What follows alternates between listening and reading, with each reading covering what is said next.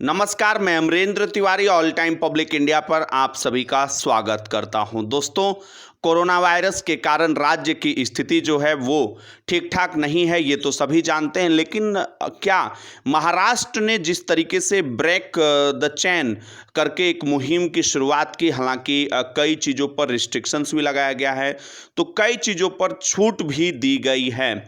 क्या उसी तरीके की शुरुआत झारखंड भी कर सकता है? और ये मैं इसलिए कह रहा हूँ क्योंकि जब राज्य में बहुत ज़्यादा संक्रमण के केसेस हो जाएंगे, आपको याद होगा अभी हाल फिलहाल जिस तरीके से यूपी के अंदर इलाहाबाद हाई कोर्ट ने जिस तरीके से टिप्पणी की और सरकार से लॉकडाउन के विकल्प को परखने के लिए कहा है, वैसे में सवाल यह उठता है कि जब हाईकोर्ट झारखंड का कह रहा है कि हेल्थ इमरजेंसी जैसे हालात हैं, हॉस्पिटल्स में क्या स्थिति है, इसको लेकर जो है हाईकोर्ट ने एक बार नहीं बार बार जो है अपनी बातें कही है। झारखंड की सरकार को शुरुआती तौर पे जिस तरीके से 25% बेड कोरोना के मरीजों को आरक्षित करना था और उसके बाद तत्काल ही 2-3 दिनों के बाद ही इसे बढ़ा दिया गया, 50% बेड जो है आरक्षित करने की बात कही गई। ऐसे में सवाल यह उठता है कि क्या इस चेन को तोड़ना जरूरी है?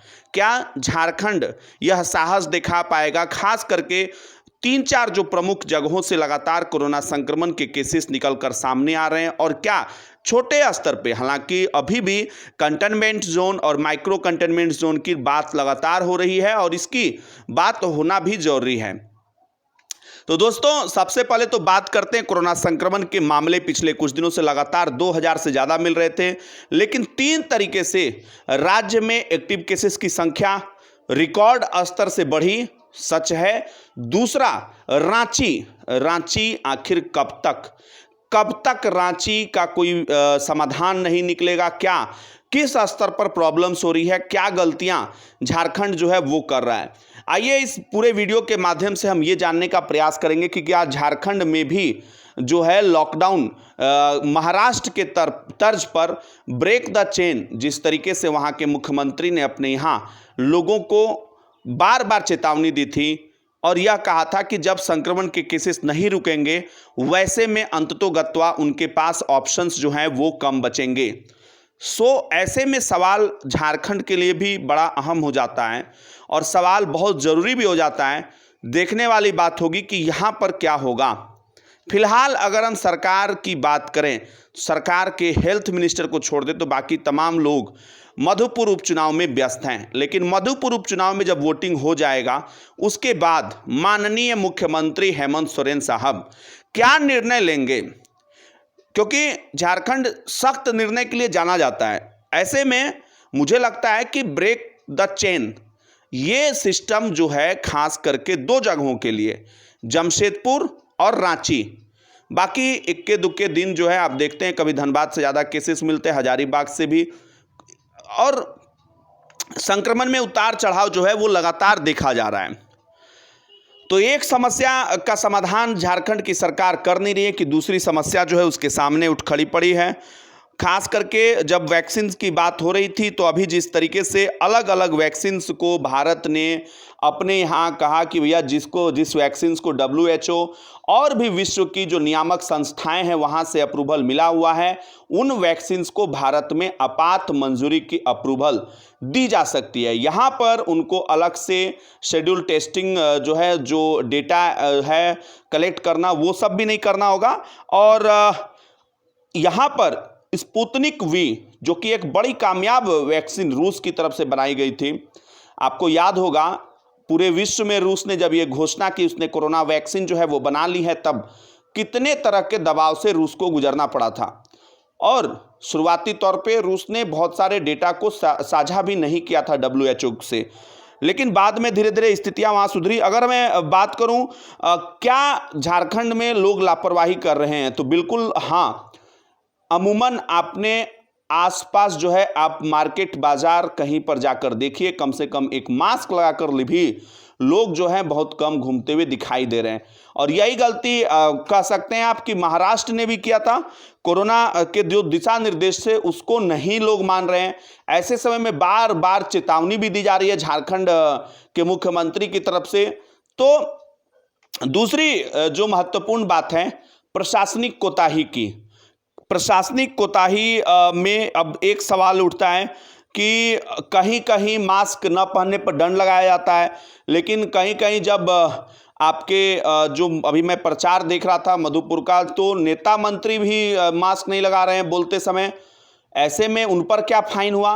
10 नेताओं पर फाइन कीजिए तो एक अच्छा संदेश जाएगा नेताओं के लिए। जो है कानून, अब अगर प्रशासनिक कोताही हो रही है तो फिर झारखंड को भगवान ही बचाए।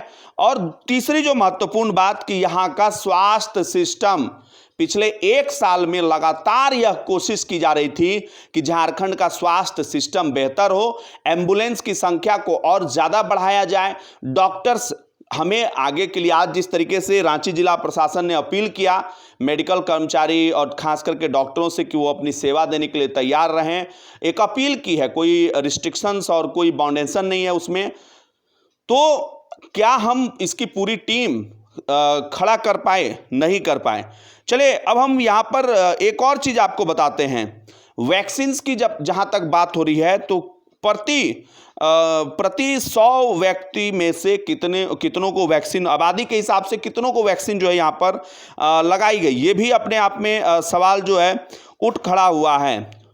अब दोस्तों हम बात कर रहे हैं कि क्या कोविड जांच के दौरान सही तरीके से कोविड पकड़ में ही नहीं आ रहा, ये भी अपने आप में, या फिर जो सबसे महत्वपूर्ण मुझे लगता है कि जो झारखंड की सबसे बड़ी गलती है वो यह है कि आप वेटिंग लिस्ट, एक तरीके से जिस तरीके से आप वेटिंग देखते हैं, pending samples, that is the correct word, samples जब पेंडिंग होंगे, ऐसी स्थिति में संक्रमित कैरियर्स जो हैं वो कहाँ तक, किसको किसको संक्रमण चपेट, जब लगातार कह रहे हैं, लगातार यह कहा जा रहा है, बार बार कहा जा रहा है कि इस बार का जो वायरस है इट इज़ मोर इन्फेक्टिव, मोर री इन्फेक्टिव, मतलब ये री इन्फेक्शन के भी चांसेस जो हैं वो ज़्यादा क्रिएट कर रहा है पिछली बार के मुकाबले। तो ऐसे समय में सवाल तो उठता ही है और सवाल उठना लाजमी हो जाता है। उम्मीद करूंगा दोस्तों कि आज इस वीडियो को आप इतना आगे पहुंचाइए, और आप लोगों की क्या राय है, संक्रमण तोड़ने के लिए क्या झारखंड में लॉकडाउन कर देना चाहिए या फिर अभी नहीं करना चाहिए? आप लोग मुझे बताइए। और खास करके मैं जिस तरह की लॉकडाउन की बात कर रहा हूं वो बिल्कुल सीमित, खास करके रांची के अंदर जहां जहां केसेस मिल रहे हैं, पूरी तरीके से चेन को तोड़ने के लिए क्या वहां पर 2-4 दिन वीकली लॉकडाउन भी एक ऑप्शन हो सकता है? संक्रमण के केसेस को रोकने के लिए ब्रेक द चेन अभियान जिस तरीके से महाराष्ट्र ने शुरू किया वो भी एक ऑप्शन हो सकता है। क्या उसी तरीके के ऑप्शंस झारखंड में लगाना चाहिए? कमेंट में जरूर बताइएगा, कमेंट्स का जवाब भी आपको देंगे। फिलहाल के लिए इतना ही, लेते हैं आपसे इजाजत, फिर मिलेंगे नए अपडेट के साथ। तब तक के लिए नमस्कार, जय हिंद, जय भारत, जोहार झारखंड, जय झारखंड।